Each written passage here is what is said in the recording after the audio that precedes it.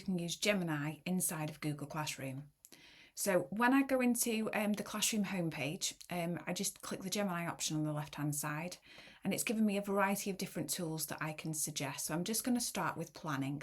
So I'm going to outline a lesson plan to begin with. So I'm going to do a Year 12 lesson, and I'm just going to upload from my drive. I've got a 2-year curriculum plan that I generated in Notebook LM. And I'm just going to copy the bit that I want from that plan, and I'm going to pop it in there. First of all, I'm going to generate some learning objectives for the students.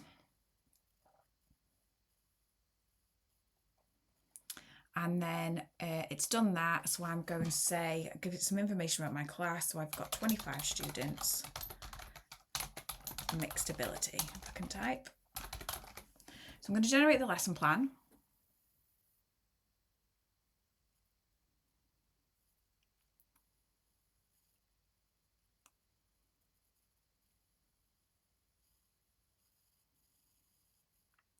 And then this is now giving me the overview, the materials, what things I need to do to prepare the lesson, some common misconceptions.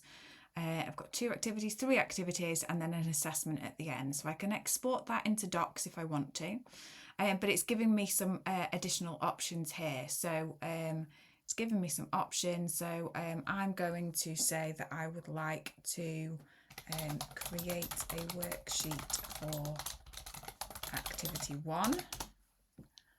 Going to let it generate that.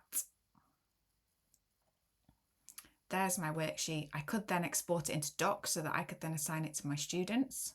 I'm going to create a quiz from this as well. So this has picked up the information that I'd put in before about the topic and the learning objectives. I'm going to generate those questions. It's coming up with the questions here. I can then export that directly into forms.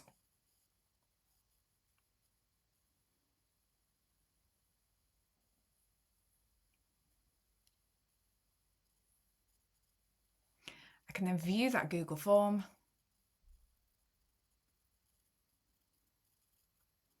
Check through and amend anything that I want to amend. So I might change the title. They don't need to know that it's Year 12. Could get rid of all of that. So it's got all the questions in there. Obviously you can amend any of the questions that you want to. We can go in and change the settings if we need to change any of those, so I can make sure it's 1 point per every question. And then obviously you can just assign that to your class.